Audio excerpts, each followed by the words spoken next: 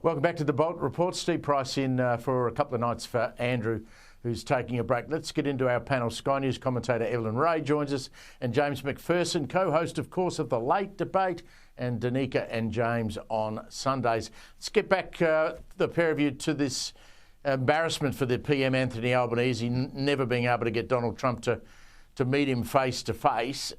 James, what happens if he flies to Europe, Albo, and turns up at NATO, of course, which we're not a member of, and decides he needs to meet Donald Trump, and Donald Trump can't find the time to do it? Well, I mean, they've already foreshadowed this. In that event, Anthony Albanese's staff have said he will go to the United Nations in New York in September and try to catch Donald Trump's eye there. And if that fails, I fully expect Anthony Albanese to be hiding in the bushes at Mar-a-Lago, trying to attract Trump's attention as he goes past in his golf cart. It's all rather desperate and really unseemly for the Prime Minister of Australia to be chasing the US President around to first to Canada, now to The Hague, possibly to New York, trying to catch his eye. We're not a serious country when that's the measure of our relationship with the United States. But the truth is, Anthony Albanese has never tried to build a personal relationship with Donald Trump. Other leaders have done it. They've been to the White House.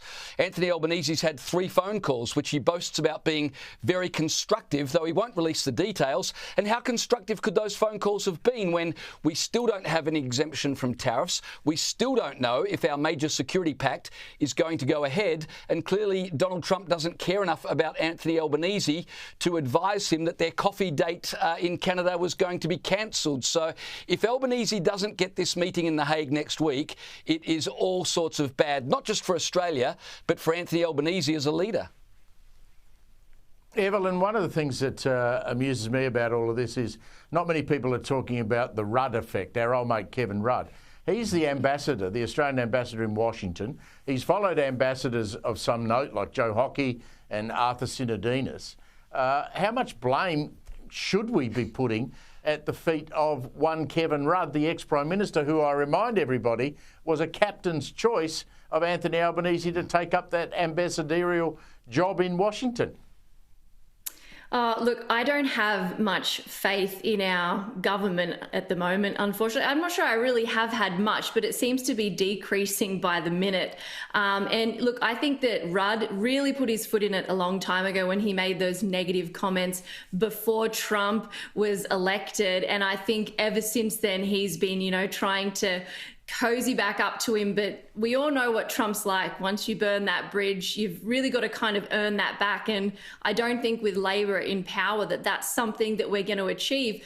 But look, I actually have a bit of a different take on this. And I can't believe I'm going to say it, you might need to check my temperature or send, a welfare check. But I commend Albanese for chasing around Trump only for the sheer sake of Australians, because at the moment, our relationship with America is probably our most important, because I think without that military and that alliance, I think that we're in big trouble. I think that the world at the moment is, on fire at all different ends. And the last time that happened and eyes were in every different direction, what happened to the top of Australia? The Japanese tried to get in. And so there is fear that with everything going on in the world right now, that, we're perhaps vulnerable. So I hope that Albanese really kisses Trump's butt as much as he can. I reckon he should sack Rudd, and perhaps we might have a better chance for the future with our relationship with him.